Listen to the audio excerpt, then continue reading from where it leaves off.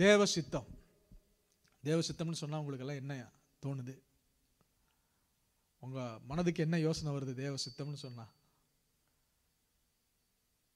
சரி, சமீப நாட்களா நம்ம ஒரு காரியத்தை குறித்து நாம் தொடர்ந்து தியானித்து வருகிறோம். சமீப நாட்களா இந்த ஆதியாகமம் 24வது அதிகாரத்தை போன திங்கட்கிழமை நம்ம தியானிக்க ஆரம்பித்தோம். அந்த திங்கட்கிழமையிலிருந்து திரும்ப திரும்ப என்னுடைய மனதிற்குள்ளே வந்து போகிற ஒரு வார்த்தை என்ன அப்படின்னா ஊழியக்காரன் அப்படின்ற வார்த்தை. ஏன்னா அந்த 24வது அதிகாரம் எதை குறித்து சொல்லப்பட்டிருக்கிறது என்றால், எலியேசர் அப்படின்ற ஒரு ஊழியக்காரன் கிட்ட அங்கே ஆபிரகாம் தன்னுடைய மகனாகிய ஈசாக்குக்கு பெண் பார்க்கும்படியான ஒரு முக்கியமான ஒரு ரெஸ்பான்சிபிலிட்டியை ஒப்படைக்கப்பட்டதும், அந்த ரெஸ்பான்சிபிலிட்டியை அவன் பெற்றுக்கொண்டு அது நிமித்தமாக தூரமாய் கடந்து சென்று தன்னுடைய மகனுக்கு ஒரு பெண்ணை பார்த்து திரும்ப அவர்களை அந்த பெண்ணை அழைத்து வந்து திருமணம் செய்து கொடுத்த அந்த காரியத்தை தான் இந்த ஆதியாகம புஸ்தகம் 24வது அதிகாரத்தில் நாம் தியானிக்கிறோம். அப்போ அந்த தியானத்தின் வேளையில் ஒரு ஊழியக்காரன் எப்படி இருக்க வேண்டும், ஒரு தேவனுடைய ஊழியக்காரன் எப்படி இருக்க வேண்டும் என்று நாம் அங்கே தியானித்தோம். முதல் காரியம், ஆண்டவரிடத்திலிருந்து ஒரு ரெஸ்பான்சிபிலிட்டி அவன் பெற்றுக்கொள்ள வேண்டும், ஒரு அழைப்பை பெற்றுக்கொள்ள வேண்டும் என்று நாம் கற்றுக்கொண்டோம்.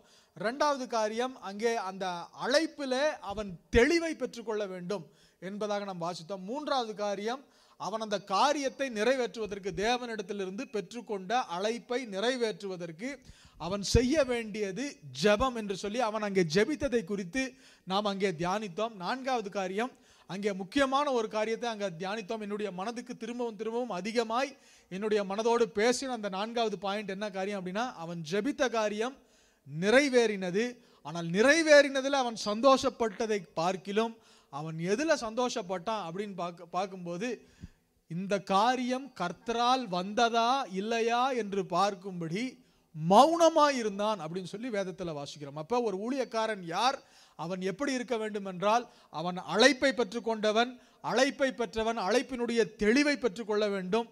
தெளிவை பெற்றவன் அழைப்பை நிறைவேற்றுவதற்கு முன்பதாக அந்த அழைப்புக்கு தேவையான பலத்தை தேவனிடத்திலே ஜெபித்து அவன் பெற்றுக்கொள்ள வேண்டும். அவன் ஜெபித்து அந்த காரியத்தை பெற்றுக்கொண்டு அந்த அழைப்பை நிறைவேற்றுகிறது அவன் ஜெபித்தபடியே நடந்து கொண்டிருந்தாலும் அவன் மௌனமாக இருந்து, இது கர்த்தர் இதில் இருக்கிறாரா, இஸ் காட் இன் இட் என்று சொல்லி, இது தேவனுடைய சித்தமா, இது தேவனுடைய திட்டமா என்று சொல்லி அவன் மௌனமாய் இருக்க வேண்டும். அப்படியே தொடர்ந்து நம்ம பைபிள் ஸ்டடியில் கூட ரோமர் 1:1 இயேசு கிறிஸ்துவினுடைய ஊழியக்காரன் என்று சொல்லி அந்த ஊழியக்காரன் என்கிற பதத்தை நாம் திரும்பமாக பவுலினுடைய வாழ்க்கையிலிருந்து நாம் தியானித்தோம்.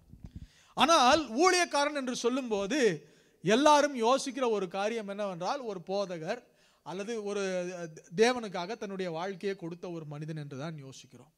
ஆனால் நல்ல ஒரு ஊழியக்காரன் அல்லது நல்ல ஒரு தலைவன் செய்ய வேண்டிய வேலை என்னவென்றால், அவனுடைய வாழ்க்கையில கூட நிற்கிற, கூட ஓடுகிற உடன் ஊழியக்காரர்களை அவன் ஏற்படுத்த வேண்டும்.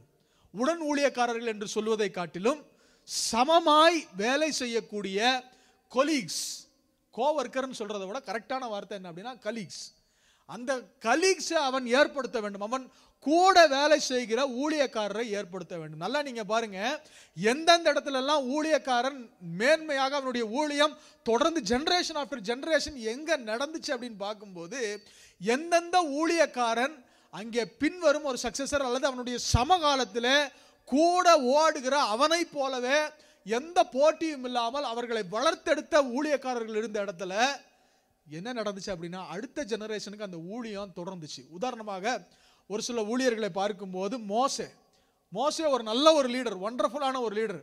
அந்த ஒண்டர்ஃபுல்லான லீடர் என்ன பண்ணார் அப்படின்னா, மோசேயினுடைய ஊழியம் மோசேயோட நிக்கல, மாறாக இஸ்ரவேல் ஜனங்களை கொண்டு போய் வாக்களிக்கப்பட்ட தேசத்துக்குள்ள சேர்க்கிறது யாருன்னு பார்த்தீங்கன்னா, அவன் எழுப்பின யோசுவா.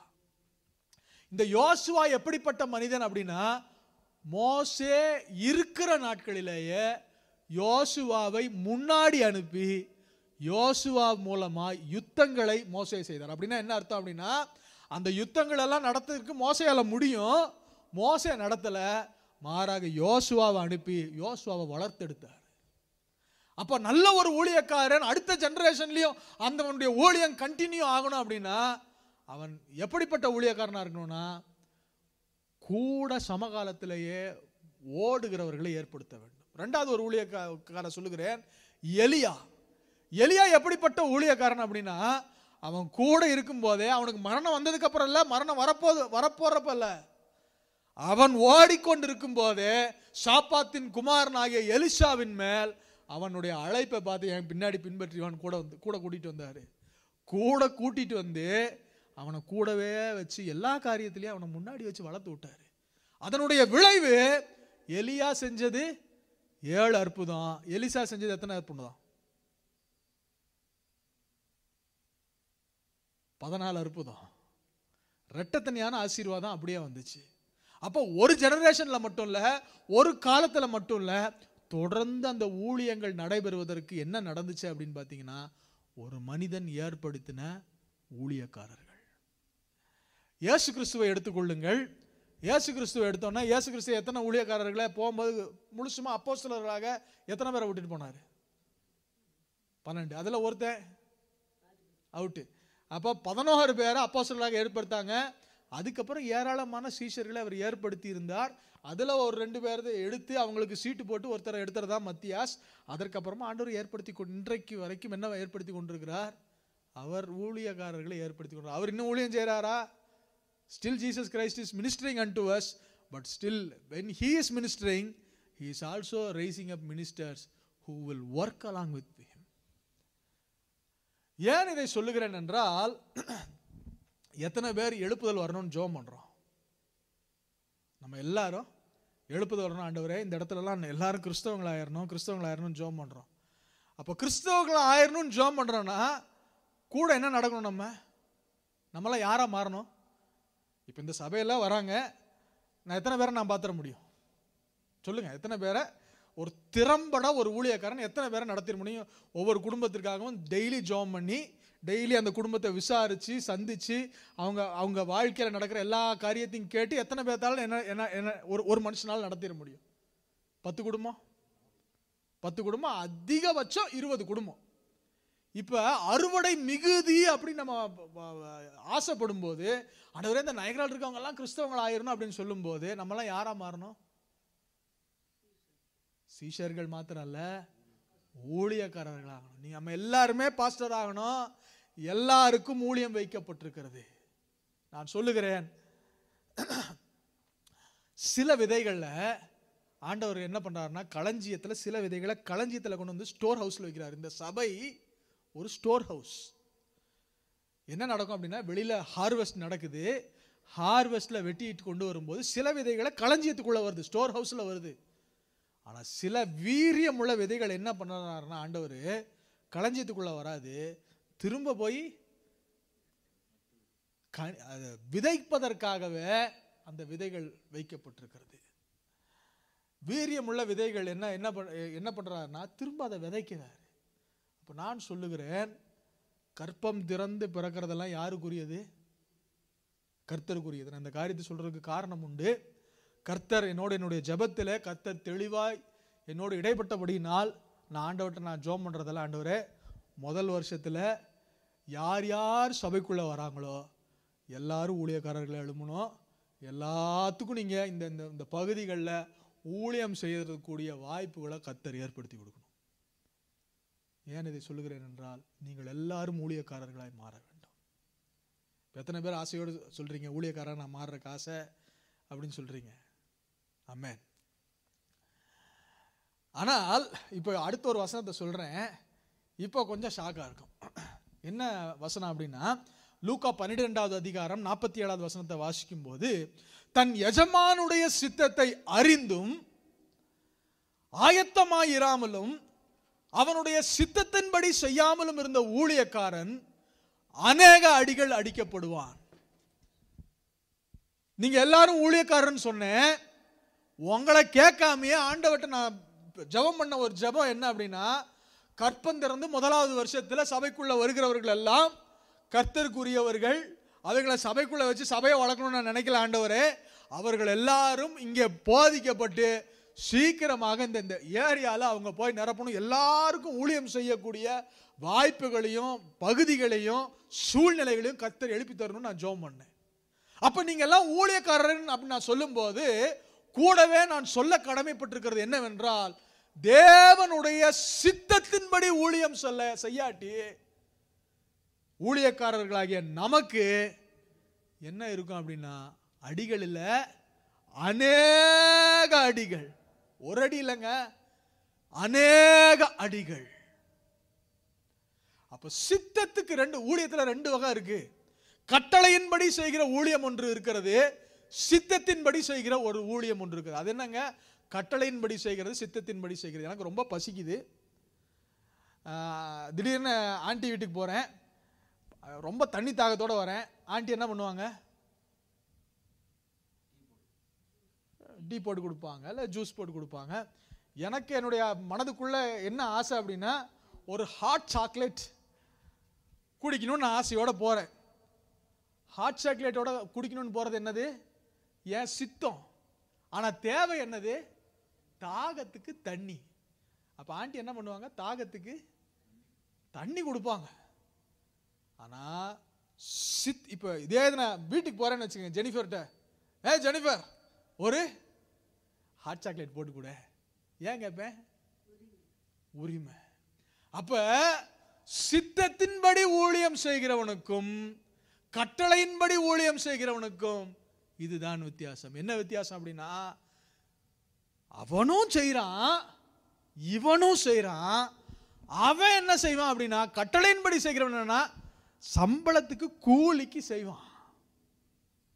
ஆனா சித்தத்தின்படி செய்கிறவன் என்னன்னா, இருதயத்துல என்ன இருக்கு.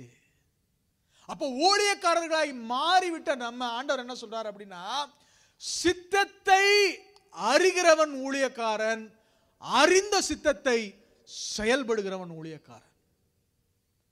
Let me go on further. வேதாகமத்தில் ஏராளமானவர்களை குறித்து ஆண்டவர் என்ன சொன்னார்னா, தேவ சித்தம் செய்தவர்கள் அப்படின்னு சொல்லி வசனத்தில் வாசிக்கிறோம். ஒரு சில வசனங்களை வாசிக்கிறேன். அப்போஸ்தலர் 13வது அதிகாரம் 36வது வசனத்தில் வாசிக்கும் போது, தாவீது தன் காலத்திலே தேவ சித்தத்தின்படி அவருக்கு ஊழியம் செய்த பின்பு நித்திரை அடைந்து தன் பிதாக்களிலே சேர்க்கப்பட்டு அழிவை கண்டான்னு வாசிக்கிறோம். அப்ப அவன் எப்படி ஊழியம் செய்தான் என்றால், தேவனுடைய சித்தத்தின்படி செய்தான். அவருடைய இருதயத்தில் இருந்ததை அறிந்து அவன் ஊழியம் செய்தான். ஆண்டவராகிய இயேசு கிறிஸ்து பூமியில வாழ்ந்து வந்த அந்த நாட்களிலே அவர் சொன்ன வார்த்தை என்னவென்றால், இயேசு அவர்களை நோக்கி, நான் என்னை அனுப்பினவருடைய சித்தத்தின்படி செய்து அவருடைய கிரியையை முடிப்பதே என்னுடைய போஜனமாய் இருக்கிறது. அப்ப இயேசு கிறிஸ்து எப்படிப்பட்ட ஊழியத்தை செய்தார் அப்படின்னா, சித்தத்தின்படி ஊழியத்தை செஞ்சாரு. அப்ப இன்னைக்கு நம்ம ஊழியக்காரரோ இல்ல கிறிஸ்தவர்களோ சபைக்கு வர விசுவாசிகளோ தேவ சித்தத்தை அறிந்திருக்கிறோமா? Do we know the will of God for our life? தேவனுடைய சித்தம் இன்னதென்று நம்முடைய வாழ்க்கைக்கு அறிந்திருக்கிறோமா? இன்னொரு வசனத்தை வாசிக்கிறேன். ஒரு ஹீதன் கிங், ஒரு புறஜாதிய ராஜா, ஆண்டவரை அறியாதவன், அவனை குறித்து வசனம் என்ன சொல்லுகிறது என்றால், ஏசாயா 48 கோரேஸ் என்கிற ராஜாவை குறித்து சொல்லும் போது, நீங்கள் எல்லாரும் கூடி வந்து கேளுங்கள், கர்த்தருக்கு பிரியமானவன் அவருக்கு சித்தமானதை பாபிலோனிலே செய்வான், அவன் புயம் கல்தேயரின் மேல் இருக்கும் என்பதை இவர்களில் அறிவித்தவன் யார்? இன்னைக்கு ரொம்ப வருத்தத்தோடு சொல்லுகிறேன், சபைக்குள்ள இருக்கிற, நம்முடைய சபை மாத்திரமல்ல, I am just talking about the global church of God, தேவனுடைய சபைக்கு உள்ளே இருக்கிறவர்கள் தேவ சித்தத்தை செய்வதில்லை. செய்யாத காரணத்தினால யாரையோ ஒருத்தரை கர்த்தர் வெளியில எழுப்பி தேவ சித்தத்தை ஆண்டவர் செய்றார், அவருடைய திட்டத்தை செய்றார். சில நேரங்களில் ஜெபிக்க வேண்டிய விதத்துல, ஊழியம் செய்ய வேண்டிய விதத்துல கிறிஸ்தவர்கள் எழும்பாட்டி ஆண்டவர் யாரை எழுப்புவாரு? மோடியை தான் எழுப்புவாரு. மோடி பிரியமானவர் அப்படின்லாம் நான் சொல்லல. But God can raise anyone and everyone to do his will. என்னை கேட்கிற அருமையான தேவனுடைய பிள்ளைகளே, நம்முடைய வாழ்க்கையில தேவ சித்தத்தை நாம் செய்கிறோமா? அப்போஸ்தலனாகிய பவுல் அவர் குறித்த இன்ட்ரோடக்ஷன் கொலோசியர்லயும் எபேசியர்லயும் அவர் சொல்லும்போது, தேவனுடைய சித்தத்தினாலே இயேசு கிறிஸ்துவினுடைய அப்போஸ்தலனாகிய பவுல். அப்போ சித்தத்தினால தான் அவர் ஊழியமே. இப்போ அடுத்த கொஸ்டின் என்ன வரும்னா, சரி, தேவ சித்தம் செய்யாதவர்களுக்கு அநேக அடிகள், இத்தனை பேர் தேவ சித்தத்தை செஞ்சிருக்கிறாங்க, நம்ம தேவ சித்தத்தை செய்யணுமா? ஏன் தேவ சித்தத்தை செய்யணும்? why should we do the will of God அப்படிங்கும்போது ஒரு சில காரியங்களை உங்களுக்கு சொல்லுகிறேன். யோவான் 9வது அதிகாரம் 31வது வசனத்தை வாசிக்கும் போது, பாவிகளுக்கு தேவன் செவி கொடுக்கிறது இல்லை என்று அறிந்திருக்கிறோம். ஒருவன் தேவ பக்தி உள்ளவனாய் இருந்து அவருக்கு சித்தமானதை செய்தால் அவனுக்கு செவி கொடுப்பார். நிறைய நேரத்தில் நம்ம ஜெபம் பண்றோம், வருஷங்களா ஜெபம் பண்றோம், காரியங்கள் நடக்க மாட்டேங்குது. காரணம் என்ன? தேவனுடைய சித்தத்தின்படி நாம் காரியங்களை செய்வதில்லை, வாழ்றதில்ல.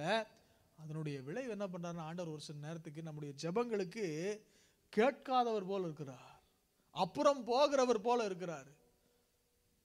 அப்ப யாருடைய ஜெபத்தை ஆண்டவர் கேட்கிறார்னா, கேட்டு செவி காதுல கேட்டு அதுக்கு பதில் சொல்றாரு அப்படின்னா, யாரோட ஜெபத்தை கேட்கிறார் அப்படின்னா, அவருக்கு சித்தமானதை செய்தால், if he will do his will, தேவனுடைய சித்தத்தை செய்தால். தொடர்ந்து மார்க் 3வது அதிகாரம் 13வது வசனத்தில் வாசிக்கும் போது, பின்பு அவர் ஒரு மலை மேல் ஏறி தமக்கு சித்தமானவர்களை தம்மிடத்தில் வரவழைத்தார். யார தம்மிடத்தில் ஆண்டவர் நெருங்கி வரவழைக்கிறார்னா, தமக்கு சித்தமானவர்களை. Those who do the will of God, God takes near to him. அடுத்த வசனத்தில் அப்படியே போகும்போது யோவான் 7:17 வாசிக்கும் போது, அவருடைய சித்தத்தின்படி செய்ய மனதுள்ளவன் எவனோ அவன் இந்த உபதேசம் தேவனால் உண்டாய் இருக்கிறதோ நான் சுயமாய் பேசுகிறானா என்று அறிந்து கொள்வான். நான் பேசுறது சரியான பிரசங்கமா தப்பான பிரசங்கமா, இல்ல வேற ஒரு ஊழியக்கார் பேசுறது சரியா தப்பா அப்படின்னு நீங்க புரிந்து கொள்ள வேண்டும் என்றால், நீங்கள் தேவ சித்தம் செய்தீர்கள் என்றால், இப்ப யாரோ ஒருத்தர் திடீர்னு வந்து, நானே சுகின்ட்ட போறேன், ஆண்டவர் உன்னை ஆசீர்வதிக்க போறாரு, ஆண்டவர் உனக்கு 4 கார்களை கொடுக்க போறான்னு ஒரு தீர்க்க தரிசனம் சொல்றேன்னு வச்சுக்கோங்க. சரியா தப்பான்னு எப்ப புரிஞ்சுக்கும் அப்படின்னா, if we will do the will of God, we will have the spirit of discernment. சரி தப்பு, எது சரியான உபதேசம் எது தப்பான உபதேசம் யார் அறிந்து கொள்வார்கள் என்றால், தேவனுடைய சித்தத்தை செய்கிறவர்கள். அடுத்து இதுக்கு முன்னாடி வாஸ்தவ வசனம் தான், தன் எஜமானுடைய சித்தத்தை அறிந்தும் ஆயத்தமா இல்ல, சித்தத்தை செய்யலனா என்ன கிடைக்கும்? அடி கிடைக்கும், அநேக அடி கிடைக்கும். அப்ப அடிகளிலிருந்து தப்பிப்பதற்கு தேவ சித்தம் செய்ய வேண்டும். இன்னும் ஒரு படி ஆண்டவர் மேல போய் மார்க் 3:35 ஆண்டவர் சொல்றாரு, தேவனுடைய சித்தத்தின்படி செய்கிறவனே எனக்கு சகோதரனும் எனக்கு சகோதரியுமா இருக்கு, எனக்கு சகோதரியும் எனக்கு தாயுமா இருக்கிறான் என்றாள். அப்படின்னா அர்த்தம் என்னன்னா, அவர் சகோதரனா, நான் அவர் யாரு? அண்ணன் தம்பி. இன்னொரு வார்த்தையில சொன்னா பங்காளி. இப்ப நீ எனக்கு அண்ணன் தம்பியே இல்லை அப்படின்னா அதுக்கு என்ன அர்த்தம்? உனக்கு எனக்கு ஒரு பங்கும் இல்லப்பா, உனக்கு எனக்கு சம்பந்தம் இல்லை, உனக்கு எனக்கு ஒரு உறவும் இல்லை. சித்தத்தின்படி வாழ வேண்டும். அடுத்து இன்னொரு இந்த வசனம் தான் எனக்கு ரொம்ப என்னுடைய இருதயத்தை தொட்ட ஒரு வசனம். என்ன அப்படின்னா, பரலோகத்தில் இருக்கிற என் பிதாவின் சித்தத்தின்படி செய்கிறவனே பரலோக ராஜ்யத்தில் பிரவேசிப்பான். என்னை நோக்கி கர்த்தாவே கர்த்தாவே என்று சொல்லுகிறவன் அதில். யாருங்க அந்த கர்த்தாவே கர்த்தாவேன்னு கூப்பிடுறவங்க? வெளியில இருக்கிறவங்களா? சபையிலிருந்து வெளியில இருக்கவங்களா? இல்லையே, சபைக்குள்ள இருக்கிற நம்ம தான் கர்த்தாவே கர்த்தாவேன்னு கூப்பிடுறோம். இந்த வசனத்தோட இன்னும் பிற்பகுதியில் பார்த்தோன்னா, உம்முடைய நாமத்தினால் பிசாசுகளை விரட்டினோம் அல்லவா, தீர்க்க தரிசனம் உரைத்தோம் அல்லவா. யார் சொல்லுது? மைக்கு பிடிச்ச முன்னாடி என்ன பேசுறேன்னு இப்படி எல்லாம் பேசிட்டு தேவ சித்தம் செய்யாட்டி எனக்கு பரலோக ராஜ்யத்தில் என்ன இல்லை? No place. இந்த மாலை வேளையில சொல்லுகிறேன், தெய்வ சித்தம் செய்யாமல் வேற எதை செஞ்சுட்டு இருந்தாலும், அடிக்கடி எனக்கு இந்த மாதிரி காரியங்களை சொல்லும் போதெல்லாம் யோசனை வருது என்னன்னா, என் சரீரத்தை சுட்டரிக்க கொடுத்தாலும் அன்பு எனக்கு இராவிட்டால் நான் ஒண்ணுமே இல்லை. தேவ சித்தம் செய்யாமல் வேற எதை செய்தாலும் நோ ஹோப். இன்னொரு வசனம் 1 சாமுவேல் 2வது அதிகாரம் 35வது வசனத்தில் வாசிக்கும் போது, நான் என் உள்ளத்திற்கும் என் சித்தத்திற்கும் ஏற்றபடி செய்யத்தக்க உண்மையான ஒரு ஆசாரியனை எழும்ப பண்ணி அவனுக்கு என்ன பண்ணுவாரா? நிலையான வீட்டை கட்டுவேன். யாருக்கு நிலையான வீடு அப்படின்னா, தேவனுடைய சித்தத்தின்படி செய்கிறவனுக்கு ஒரு நிலையான வீடு இருக்கும். நிலையான வீடு இங்க இருக்கா? எங்க இருக்கு? பரலோகத்துல. கைவேலை இல்லாத ஒரு பொன் வீடு, ஒரு நிலையான வீடு. நான் போய் உங்களுக்கு வாசஸ்தலங்களை ஆயத்தம் பண்ணுவேன் அப்படின்னு ஆண்டவர் சொல்லிட்டு போனாரு. அப்ப நம்ம ரிவார்ட்ஸ்ல யாருக்கு அதிகமான நல்ல நிலையான ரிவார்ட்ஸ் யாருக்கு கிடைக்கும்னா, சித்தத்தின்படி செய்கிறவன். அப்ப ஏன் தேவனுடைய சித்தத்தை நம்ம செய்யணும்? நம்பர் 1, அவருடைய சித்தத்தை செய்தாதான் அவரு நம்ம ஜெபத்தை கேட்பாரு. நம்பர் 2, நம்ம அவர் சித்தத்தை செய்தோம்னா அவரை தம்மிடமாக நம்மை அழைத்து கொள்வார். நம்பர் 3, சித்தத்தை செய்தோம்னா we will have the spirit of discernment. Number 4, சித்தத்தை செய்தனா அடிகளுக்கு தப்பித்துக் கொள்ளலாம். நம்பர் 5, தேவனிடத்தில் நமக்கு பங்கு இருக்க வேண்டும் என்றால் தேவனுடைய சித்தத்தை செய்ய வேண்டும். பரலோக ராஜ்யத்தில் பிரவேசிக்க வேண்டும் என்றால் தேவனுடைய சித்தத்தை செய்ய வேண்டும். நம்பர் 5, பரலோக ராஜ்யத்துக்கும் போயாச்சு, அங்க நிலையான வீடு, ஒரு நிலையான ரிவார்ட்ஸ், தேவனுடைய கரத்திலிருந்து நல்ல பெரிய ரிவார்ட்ஸ் நம்ம பெற்றுக்கொள்ள வேண்டும் என்றால் நாம் செய்ய வேண்டியது தேவனுடைய சித்தம். இப்ப பிரச்சனையே என்ன அப்படின்னா, தேவனுடைய சித்தம்னா என்ன? எப்படி தேவனுடைய சித்தத்தை அறிந்து கொள்வது? How to know the will of God? நீங்க கூகுளில் போய் பாருங்க. அதிகமாய் கிறிஸ்தவ வட்டாரத்தில் கேட்குற ஒரு கேள்வி என்ன அப்படின்னா, ஒரு ஊழியக்காரங்க, ஒரு 4 பெரிய ஊழியக்காரங்க ஒரு பேனலில் நின்று ஒரு 1000 வாலிபர்கள் இருந்தாங்கன்னா முதல்ல கேட்குற கேள்வி என்ன இருக்கும் அப்படின்னா, ஒரு பெண்ணை திருமணம் செய்ய போகிறேன், எப்படி அது தேவ சித்தமா இல்லையா என்பதை நான் எப்படி அறிந்து கொள்ள வேண்டும்? ஒரு வேலைக்கு நான் போகிறேன், அது தேவ சித்தமா இல்லையா அப்படிங்கிறத நான் எப்படி தெரிஞ்சுக்கிறது? நான் இன்னைக்கு நம்ம முக்கியமாக நம்ம செலவழிக்க போகிற நேரம் எதுலனா, வாட் இஸ் காட்ஸ் வில்? முதல்ல பார்த்தோம், தேவன் நம்ம எல்லாரும் ஊழியக்காரன்னா அவர் சித்தத்தின்படி செய்யணும். சித்தத்தின்படி செய்யாட்டி அநேக அடிகள் இருக்கும். வேதாகமத்தில் யார் யார் தேவ சித்தம் செய்தாங்கன்னு பார்த்தோம். அதுல இருந்து கொஞ்சம் கொஞ்சமா ஏன் தேவ சித்தத்தை செய்ய வேண்டும் என்று பார்த்தோம். இப்ப தேவ சித்தம்னா என்னது? அப்ப இந்த தேவ சித்தத்தை 3 பகுதிகளாக பிரிக்கலாம். ஒன்னு சாவரின் வில், அதாவது தெய்வத்தினுடைய கர்த்தத்துவத்தினுடைய சித்தம், தெய்வத்தினுடைய ஆதீன சித்தம், ஆதீன திட்டம். அப்படின்னா இந்த சித்தத்துக்குள்ள என்னென்ன காரியங்கள் வரும் அப்படின்னா, நம்முடைய காலங்கள், சீசன்ஸ். 2வது நம்ம பிறக்கிற நாள், நம்ம இறக்கிற நாள், நம்ம பிறக்கும் போது என்ன ரூபத்தில் பிறக்கிறோம், ஆதீன திட்டத்தில் எப்பொழுது இயேசு கிறிஸ்து வெளிப்படுவார், எப்பொழுது ரகசிய வருகை இருக்கும், எப்பொழுது 2ஆம் வருகை இருக்கும், எப்பொழுது நாம் எடுத்துக்கொள்ளப்பட போகிறோம், என்னைக்கு நம்ம பாவத்திலிருந்து விடுதலை ஆகுறோம். இதெல்லாமே என்ன வில்லு? சாவரின் வில், தேவனுடைய ஆதீன திட்டத்திலே வைக்கப்பட்டிருக்கிறது. நம்ம என்னதான் ஜெபம் பண்ணாலும் நல்லா யோசித்து பாருங்க, சீசன்ஸை மாற்ற முடியுமா? Can we alter the seasons? கர்த்தர் எக்ஸப்ஷனலி தேவனோடு நடந்த யோசுவாவுக்காக ஒரு சில நேரத்தில் காலத்தை மாத்துறாரு. ஆனா எல்லா மனிதர்களும் ஆண்டவர் அதை செய்யறது இல்லை. God doesn't alter it. The sovereign will ஆண்டவர் என்னன்னா, அவர் திட்டம் பண்றார், அவர் செய்யறார். அதுல அந்த காரியத்தை செய்ய போகிறேன் என்பதை மிக மிக சொற்பமானவர்களுக்கு, தேவனோடு ரொம்ப நெருங்கி வாழ்றவங்களுக்கு ஆண்டவர் அதை வெளிப்படுத்தி அதை செய்கிற திட்டம். அதில் மனிதர்கள் தங்கள் கைகளை போட்டு மாற்றுவதற்கு அவர் அனுமதிப்பதில்லை. அவர் நினைச்சது அவர் செய்கிறார். எப்போ 2ஆம் வருகையில மாற்றணும்னு நம்ம ஜெபம் பண்ணோம்னா மாற்றுவாரா? No, it is his sovereign will, தேவனுடைய கர்த்தத்துவம். அவர் செய்ய நினைத்திருக்க, அவர் இந்த நாளில் வருவார்னு பிதா ஒருவரை தவிர வேற யார், குமாரனுக்கே தெரியாது, பிதாவுக்கு மாத்திரம் தான் தெரியும். பிதா சொல்கிற நாளில் அவர் செய்ய போறார். we have no other question. so இது சாவரின் வில். 2வது காரியம் என்னன்னா, மாரல் வில். எல்லா கிறிஸ்தவர்களுக்கும், ஆண்டவரை தேடுகிற அல்லது இந்த உலகத்தில் இருக்கிற மனிதர்களுக்கும் ஒரு சித்தத்தை ஆண்டவர் வைத்திருக்கார். இப்படிதான், இதுதான் தேவனுடைய சித்தம். உங்களுக்கு சுகினுக்கு என்ன தேவனுடைய சித்தம் அப்படின்னு பொத்தாம்பதுவா சுகினுக்கு மாத்திரம் இல்ல, இருக்கிற எல்லாத்துக்கும் தேவனுடைய சித்தம் என்னங்கிறதா மாரல் வில்.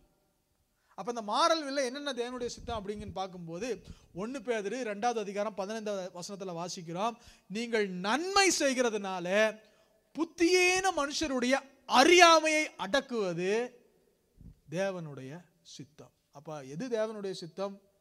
நம்ம நன்மை செய்யறது தேவனுடைய சித்தம். அப்ப நம்முடைய வாழ்க்கையில தேவ சித்தம் என்ன, தேவ சித்தம் என்ன, தேவ சித்தம் என்ன அப்படின்னு நம்ம தேடணும்னா, முதல் காரியம் ரொம்ப பிளைனா ஆண்டவர் சொல்லிட்டாரு, நன்மை செய்யுங்க. ரோட்டில் ஒருத்தன் ஒரு ஹோம்லெஸ் நின்றுட்டு இருக்கான், சாப்பிட ஒன்றும் இல்லை, நம்மகிட்ட உண்மையாலுமே கையில் காசு இருக்கு, ஒரு $5 இருக்கு, ஒரு $2 இருக்கு, நம்ம கை எங்கே போகும்? அந்த $2 போகும். நன்மை செய்யறதுக்கு நம்மகிட்ட ஆண்டவர் நிறைய கொடுத்துருக்காரு. அந்த $5 தூக்கி கொடுத்துட்டு நன்மை செய்யும்படியாக ஒரு சாப்பாடை வாங்கி கொடுத்துட்டு அவன் மேலே தோளில் ஒரு கையை போட்டு ஒரு ஜெபத்தை பண்ணிட்டு ஆண்டவர் அதை எதிர்பார்க்கிறாருங்க. நன்மை செய்கிறது தேவனுடைய சித்தமா இருக்கிறது. அடுத்து 2வது 1 தெசலோனிக்கேயர் 5வது அதிகாரம் 18வது வசனத்தில் ஆண்டவர் சொல்றாரு, எல்லாவற்றிலேயும் ஸ்தோத்திரம் பண்ணுங்க, அப்படி செய்வதே கிறிஸ்து இயேசுவுக்குள் உங்களை குறித்து தேவனுடைய சித்தமாய் இருக்கிறது. அப்ப second, what is the will of God for your life? Give thanks in everything. ஒரு கேள்வி கேட்கிறேன். இன்னைக்கு மத்தியானம் சாப்பிட்றதுக்கு முன்னாடி சாப்பாடு உங்களுக்கு முன்னாடி வந்துச்சு, எத்தனை பேர் ஆண்டவரே உமக்கு நன்றின்னு எத்தனை பேர் சொன்னீங்க? கை தூக்க வேணாம், மனசுல நீங்க யோசித்து பாருங்க. எல்லாவற்றுக்கும் நன்றி சொல்லணுங்க. நன்றி நன்றி, நல்லதா இருந்தாலும் சரி கெட்டதா இருந்தாலும் சரி, give thanks. நம்ம அப்படி நன்றி சொல்ல சொல்ல சொல்ல சொல்ல ஆண்டவர் ரொம்ப நம்ம மேல பிரியமாயிருவாரு. ஏன்னா நன்றி சொல்ல, ஸ்தோத்திரம் சொல்றது என்னத்தை உண்டாக்கும்னா கிருபையை பெருக பண்ணும். When grace abounds in our life, God is so happy.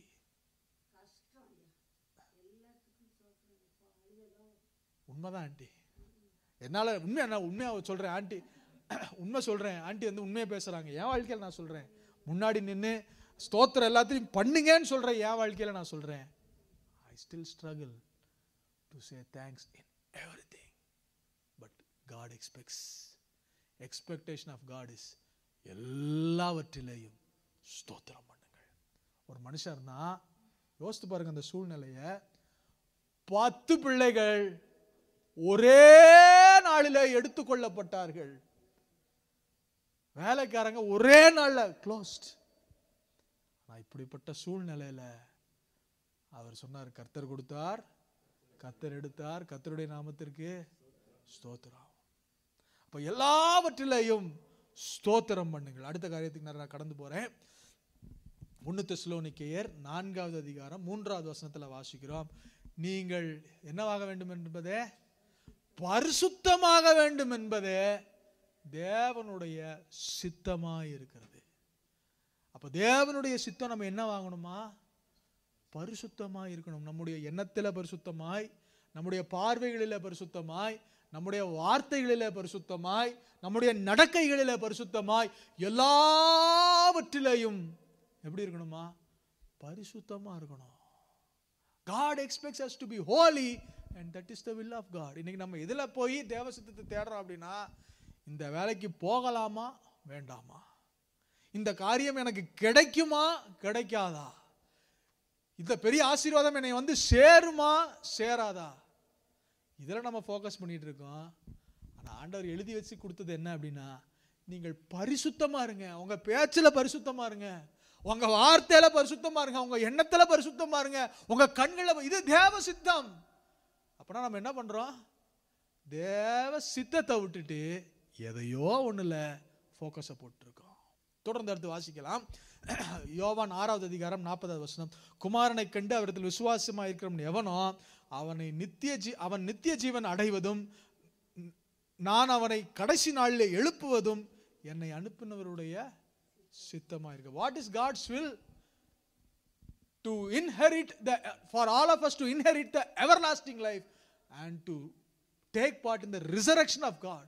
தேவனுடைய உயிர்த்தெழுதலிலே பங்கடைவது அவருடைய சித்தமாய் இருக்கிறது. கடைசி இன்னொரு 2 வசனங்களை மட்டும் வேகமாய் 2 வசனங்களை வாசித்து அடுத்த காரியங்களுக்குள்ள நம்ம கடந்து போகலாம். கொலோசையர் 1வது அதிகாரம் 27 வசனத்துக்கு வாசிக்கும் போது, புறஜாதிகளுக்குள்ளே விளங்கிய அந்த ரகசியத்தில் உள்ள மகிமையின் ஐஸ்வர்யம் இன்னதென்று தேவன் தம்முடைய பரிசுத்தவான்களுக்கு தெரியப்படுத்த சித்தமான. அப்படின்னா சுவிசேஷத்தினுடைய ரகசியங்கள் அல்லது இந்த வசனத்தில் இருக்கிற புதைபொருட்கள், தேவனுடைய மகிமையின் ரகசியம், இது எல்லாத்துக்கும் ஆண்டவர் என்ன பண்றாருன்னா பரிசுத்தவான்களுக்கு தெரியப்படுத்துவது தேவனுக்கு சித்தமாய் இருக்கிறது. அப்ப இதெல்லாம் மாரல் வில். இப்ப சுகினுக்கு தேவனுடைய சித்தம், சுகினோட வாழ்க்கையில என்னங்கிறது ஸ்பெசிபிக் வில். சுகினோட வாழ்க்கைக்கான ஸ்பெசிபிக் வில். முதல் சொன்ன sovereign will which we do not have control over it, God does it, but God exceptionally do some saints of God, God reveals it and God does it. அது தேவனுடைய sovereign வில்லு. அடுத்து ரெண்டாவது சொன்ன moral will. நம்ம எல்லாத்துக்கும் சபையில் இருக்க எல்லாத்துக்கும் தேவனுடைய சித்தம் என்னன்னா, குயிக்காக நான் சொல்லிடுறேன், எல்லாரும் சேர்ந்து சொல்லலாம். நன்மை செய்வது தேவனுடைய சித்தம். ரெண்டாவது எல்லாவற்றிலே ஸ்தோத்திரம் பண்ணுவது தேவனுடைய சித்தம். மூன்றாவது பரிசுத்தமாக இருக்க வேண்டியது தேவனுடைய சித்தம். 4 நித்திய ஜீவனை அடைவதும் உயிர்த்தெழுதலை பங்கெடுப்பதும் தேவனுடைய சித்தம். 5 சுவிசேஷத்தினுடைய ரகசியத்தை அவர் எனக்கு தெரியப்படுத்துவது அவருடைய சித்தம். சரி, இப்போ சாவரின் வில்னா என்னன்னு தெரிஞ்சிருச்சு, மாரல் வில்னா என்னன்னு தெரிஞ்சிருச்சு. மூணாவது காரியம் என்னன்னா ஸ்பெசிபிக் வில். என் வாழ்க்கைக்கு ஆண்டவர் என்ன வச்சிருக்கிறார்? நான் முதல்ல சொன்னேன், நீங்க எல்லாம் ஊழியக்காரங்கள் ஆகணும்னு. நான் ஊழியக்காரன் ஆகணுமா ஆக வேண்டாமா? நான் இந்த சபைக்கு வரணுமா வரக்கூடாதா? நான் இந்த பெண்ணை திருமணம் செய்யணுமா செய்யக்கூடாதா? நான் இந்த வேலையை எடுத்துக்கலாமா எடுத்துக்க கூடாதா? இதெல்லாம் என்னன்னா ஸ்பெசிபிக் வில். அப்ப இந்த ஸ்பெசிபிக் வில் என் வாழ்க்கை குறித்து ஆண்டவர் எனக்கு வைத்திருக்கிற திட்டம் என்ன என்று அறியாததுனால நிறைய நேரத்தில் நம்ம என்ன பண்ணோம்னா வேற காரியங்களை செய்து பிரச்சனைக்குள்ள மாட்டிக்கிறோம். கர்த்தர் வைத்திருக்கிற நோக்கத்தையும் திட்டத்தையும் அறியாமல் மனம் போகிற போக்கில வாழ்க்கை நம்ம இழுத்து கொண்டு போகிற வேகத்தில் நம்ம போகிறனுடைய விளைவு போய் முட்டு சந்தில முட்டி நிறைய நேரத்தில் நிற்கிறோம். இன்னைக்கு இந்த மாலை வேளையில உங்களுக்கு சொல்லுகிறேன், உங்களுக்கான ஸ்பெசிபிக் வில்ல அறிஞ்சுக்கங்க. எப்படி தெரிஞ்சுக்கிறது? முதல் காரியம், பாயிண்ட் நம்பர் 1, ஜெபம் பண்ணுங்க. Ask God. வேதாகமத்தில் யார் யாரெல்லாம் எப்படி எப்படி எல்லாம் தேவ சித்தத்தை தெரிந்து கொண்டார்கள் என்று வாசிக்கலாம். கொலோசையர் 4வது அதிகாரம் 12வது வசனம் வாசிக்கிறேன். எப்பாப்பிராவும் உங்களுக்காக வாழ்த்துதல் சொல்லுகிறான், உங்களை சேர்ந்தவனும் கிறிஸ்துவின் ஊழியக்காரனுமாகிய இவன் என்ன பண்றார் அப்படின்னா, நீங்கள் தேவனுக்கு சித்தமானவைகள் எல்லாவற்றிலும் தேறினவர்களாயும் பூர்ண நிச்சயம் உள்ளவர்களாயும் நிலை நிற்க வேண்டும் என்று தன் ஜபங்களிலே உங்களுக்காக போராடி. Not just knowing the will of God, but to have the strong conviction and என்ன சொல்றது, நிச்சயம். அவனுக்கு நிச்சயம் இருக்கு, நிச்சயம் இருக்கணும்னு சொல்லி அவன் ஜபத்துல என்ன பண்றானா, போராடுறானா. நம்ம ஜபத்துல ஆண்டவரே உங்களுக்கு சித்தம் இருந்தா எப்படி சொல்ற, ஆண்டவரே நான் இங்க போறேன், இந்த காரை பார்த்துட்டேன், நான் வாங்க போறேன், உங்களுக்கு சித்தமா இருந்தா லோன் அப்ரூவ் ஆகட்டும். நமக்கு அது தேவனுடைய சித்தமா இல்லைன்னு தெரியல, போறோம், லோன் அப்ரூவ் ஆயிடுச்சு, கையில வந்துருச்சுன்னா பிரைஸ் காட், கர்த்தர் தம்முடைய சித்தத்தை வெளிப்படுத்தினாருன்னு காரை வாங்கிட்டு வந்துடுறோம். அப்புறம் அதனுடைய விளைவு நம்முடைய வாழ்க்கையில் நிறையா போராட்டங்களும் பிரச்சனைகளும், அதை கட்டுறக்கு அப்படி இப்படின்னு இழுத்து ட்ராக் பண்ணி ஓடிக்கிட்டு இருக்கோம். இந்த மாலை வேளையில் உங்களுக்கு சொல்லுகிறேன், நம்முடைய ஜபங்களில போராட வேண்டியது என்னன்னா, ஆண்டவரே சித்தத்தை வெளிப்படுத்துங்க, ஆண்டவரே reveal your will to me God. ரெண்டாவது, இன்னும் சித்தத்திற்காக ஜெபித்தவர்களை குறித்து ஒரு சில வசனங்களை வாசித்து சீக்கிரம் போறேன். லூக்கா 22:9 சீஷர்கள் எல்லாம் வந்து ஆண்டவர்கிட்ட பஸ்கா பண்டிகை ஆயத்தம் பண்ணுங்கன்னு ஆண்டவர் சொல்லிட்டாரு. உடனே சீஷர்கள் கேட்கிறாங்க, அதற்கு அவர்கள், நாங்கள் அதை எங்கே ஆயத்தம் பண்ணும்படி சித்தமா இருக்கிறீங்க? ஆண்டவர்கிட்ட கேளுங்க, ஆண்டவரே what is your will in my life? Prayer reveals you the will of God. அப்போஸ்தலர் 9வது அதிகாரம் 6வது வசனத்துல வாசிக்கும் போது, அவன் நடுங்கி திகைத்து, ஆண்டவரே நான் என்ன செய்ய சித்தமா இருக்கிறேன் என்றான். அதற்கு கர்த்தர், நீ எழுந்து பட்டணத்துக்கு போ, நீ செய்ய வேண்டியது அங்கே உனக்கு சொல்லப்படும் என்றார். நான் சொல்றேங்க, நம்முடைய ஜெபத்துல தேவனுடைய சித்தம் என்னவென்று நாம் ஜெபிப்போமானால் கர்த்தர் நம்ம கூட நிச்சயமா பேசுவார். He will talk. இந்த மாதிரி செர்மன்ல கர்த்தர் உங்களோட பேசுவாரு. நீங்க பைபிள் எடுத்து வாசிக்கும் போது கர்த்தர் தெளிவா உங்களோட பேசுவாரு. ஆடிபிள் வாய்ஸ்ல உங்களோட பேசுவாரு. உங்களுக்கு கனவுகள் மூலமாய், சொப்பனங்கள் மூலமாய், தீர்க்க தரிசனங்கள் மூலமாய் கர்த்தர் நிச்சயமா பேசுவாரு. நான் ஜெபம் பண்ணுங்கிறேங்கிற சொல்றதுக்காக நான் சொல்லல சாட்சிய. எங்க அப்பா சாகிறதுக்கு கரெக்டா 3 மாசத்துக்கு முன்னாடி ஒரு நாள் தூங்கிட்டு இருக்கேன். எனக்கு ஒரு கனவு, ரொம்ப பிரத்யட்சமான கனவு. என்னன்னு அப்படின்னா, எங்க அம்மா எனக்கு ஃபோன் பண்றாங்க, எங்க அப்பாவுக்கு கேன்சர்ப்பா, அப்பா கேன்சர்ல இறந்துட்டாருப்பா, நீங்க சீக்கிரம் கிளம்பி வாங்கப்பா அப்படின்றேன். அம்மா இப்போ நான் கிளம்பினாலும் வர முடியாதே, அப்பா பார்க்க முடியாதே அப்படின்றேன். இறந்துட்டாருப்பா அப்படின்னு எங்க அம்மா ஃபோனை வைக்கிறாங்க. இப்போ முழிச்சு பார்க்குறேன், ஒரு நாள் ஞாயிற்றுக்கிழமை காலையில் விருக்குன்னு எந்திரிக்கிறேன், பார்த்தா அது ஒரு கனவு. அப்போ தான் எங்கள் அப்பாவுக்கு நான் வீட்டுக்கு ஃபோன் பண்ணுறேன். எங்கள் அம்மா 2 சொல்கிறாங்க, அப்பாவுக்கு ரொம்ப வயிறு வலிக்குதுன்னு சொல்லிட்டு இருக்காருப்பான்னு. எனக்கு உடனே தெரியும், எங்கள் அம்மாட்ட சொன்னேன், அவரை ஆன்காலஜிஸ்ட்டை கூட்டிகிட்டு போங்க, வேறு டாக்டர்கிட்ட கூட்டிகிட்டு போங்க, அவருக்கு கேன்சர்னு. எங்கள் அம்மா என்னை பார்த்துனா உனக்கு என்னடா பைத்தியம் முடிச்சுச்சாடான்னு கேட்டாங்க. இல்லைம்மா, கர்த்தருடைய சித்தம் அதுதான்ம்மா. So he had cancer. 2 months he passed away. Same way how I got the call. I received the call from my mother that he's in his deathbed, in his last deathbed. I was not able to see him. நான் இதை ஏன் சொல்கிறேன் அப்படின்னா, தேவன் பரிசுத்தவான்களை அவருக்கு பிரியமானவர்களை எடுத்துக்கொள்றதுக்கு முன்னாடி அவங்களுக்கு பிரியமானவங்களுக்கு கூட ஆண்டவர் அதை கூட தெரியப்படுத்துகிறாருங்க. He reveals what happens in their lives. இதுதான் நடந்து போகிறது. உன்னோட இருதயத்தை ஆயத்தம் பண்ணிக்கும். ஆண்டவர் இந்த காரியத்தை நான் சொன்னதுனால என்ன நடந்துச்சுன்னா, எங்கள் அப்பா ஊழியக்கார் தான். ஆனால் எங்கள் அப்பா அந்த 2 மாதத்தில் ஏராளமான காரியங்களை செஞ்சார். என்ன செஞ்சாருன்னா, நிறைய பேர்த்திட்ட ஃபோன் பண்ணி அவருக்கு எங்கெங்கெல்லாம் எதெல்லாம் ஞாபகம் வந்துச்சோ ஃபோன் பண்ணிடுவார். அண்ணே அன்னைக்கு உங்களை கோபமாக பேசிட்டேனே, என்னை மன்னிச்சிருங்கண்ணே, மன்னிச்சுக்கிறேன் பாரு அவருன்ட்டு. அங்கேருந்து அவங்க பதில் சொல்லுவாங்க, தேவதாஸ் இதுக்காகலாம் என்ன பண்ணுறீங்க அப்படின்னு சொல்லிட்டு 2 பேரும் ஃபோன்லேயே அந்த பக்கம் பேசுகிறவர் இவரும் அழுவாங்க. 2 பேரும் சந்தோஷமாக ஒப்புரவாயிருவாங்க. யார்கிட்டையும் ஒப்புரவானாருங்க. அவருடைய கடைசி நாட்கள் எனக்கு ஃபோன் பண்ணும்போதெல்லாம் எங்கள் அப்பாவுக்கு எனக்கு வந்து என்ன சொல்கிறது, பயங்கர டக் ஆஃபாக இருக்கும். ஆனால் அந்த கடைசி 2 மாதத்துடைய சூழ்நிலை எப்படி போச்சுன்னா, எங்கள் அப்பா எனக்கு ஃபோன் பண்ணி அழுது ஜோம் பண்ணி விடுவார். நிறைய ஆசீர்வாதமாக என் மேலே கொட்டி ஜோம் பண்ணுவார். காரணம் என்னென்னா, அவருடைய நாட்கள் நெருங்கிருச்சுன்னு தெரியும். அதனுடைய விளைவு தன்னுடைய ஆயத்தத்தை அவர் செய்து முடித்தார்.